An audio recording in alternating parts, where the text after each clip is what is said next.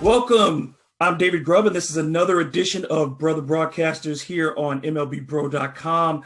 And it is my pleasure and my honor to talk to a Detroit sports institution, the one and only Trevor Thompson of Bally Sports Detroit. How are you doing today, sir? Some would say I belong in an institution, but I'm really doing well this morning, David. Thanks for having me on. I'm excited to talk to you. I am a Detroit native myself, so I love checking in on the 313. You've been in Detroit for over 2 decades, but you got your start in your native of Canada. What were the influences and who were the influences that got you into sports broadcasting in the first place? A guy by the name of Fred Hickman, who you may remember on CNN Sports Tonight with Vince Cellini back in the day. I watched those guys religiously day after day after day. And Fred actually did end up working in Detroit at Channel 4 for a stint there. But I was watching Fred, and it just came over me. If I could do anything in the world, I would want to do what that guy's doing. That guy is sitting in my chair. That's what I want to do. And that's when I began to pursue the dream. And here in Canada, obviously, a hockey night in Canada is very big. Ron McLean and Don Cherry are superstars in Canada, and they're known across North America for those who follow the sport of hockey. But I had a friend of mine in my same hometown. His name was Scott North, and he worked at the Hockey Hall of Fame. And he was good friends with Ron McLean. And I asked Scott at the time, Scott, is there anybody you can put me in touch with? And what were those lessons that you learned early on that you still apply to your broadcasting today? You know, David, you said it right there, persistence. You've probably heard this in our business. You're not in our business until you've been fired. So, you know, are you going to stick it out? Are you going to persist? Do you have the guts for this? Because it is a dog-eat-dog business, and it's very competitive, and you have to have a hunger and a passion and a love for what we do. But really, that was it. If I was doing news right now in Detroit, I would not be in this business. It's about sports. It's about the passion for sports, the love of the games. It's what I grew up on. Like I said, I watched those guys, Fred Hickman, Vince Cellini, every night, any sports show that was on. I remember back in the day, George Michael Sports Machine, all these other things you'd watch, right? Every night, whatever was on, I just filled myself with it, not because I knew it was going to be my future, but because I loved it.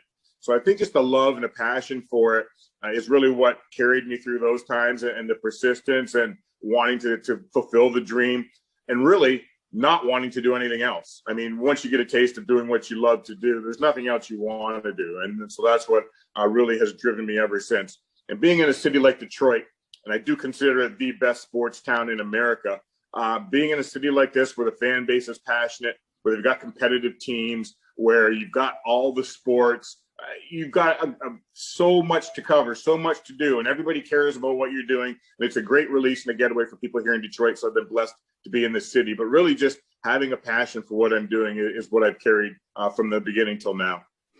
This year has seen a lot of young African-American ball players start to rise within the ranks. Detroit has one of the great young stars in Akil Baddoo, who's been battling some injuries, but got off to a fantastic start and has been very dynamic. How exciting is that to see this new generation of players? And it feels like bringing back some personality and excitement to the game. It just feels like a renaissance in that way of character and athleticism in baseball. Yeah, and I think the thing about it in a city like Detroit, we're in a rebuild. You need that breath of fresh air to sort of energize the fan base, the team, the clubhouse. And he certainly brought that with him with that start he got off to. I mean, Baddoo Mania swept across Detroit before they got up. Shortly after they got north anyway to Detroit, his jersey was in the team store, and they were producing those things and trying to drum up whatever excitement they could around this guy, because you need that in a rebuild. You need a guy to energize you and bring some excitement to the game. And a guy like Nico Goodrum, too, goes into the inner city, works with the kids, and tries to, drum up interest in the game that seems to be waning for young Black Americans these days. So certainly where you see that, and those guys bring that with them, along with the athleticism, with the talent, with the passion, and the personality. You want to see that personality. Nico's got a lot of personality. Baddoo's got a lot of personality. They're fun people. They're compelling people. They draw you in. They've got big spirits and warm hearts. So aside from the talent, what they do on the field, knowing that they're those kind of quality people that care about the game, care about touching the young kids, it's refreshing. Thank you so much for your time. I really appreciate this. And I'm excited about what's going to happen with baseball. And I'll be checking out at the Tigers this year. I have in my room to this day, I have a pennant from the 1978 spring training with Mark Fidrich, with Lou Whitaker, Alan Trammell. I mean, just all those guys. And I remember '84 watching the Tigers win the World Series. So I'll be keeping an eye on them, and I'll be checking in. So I thank you so much for your time once again.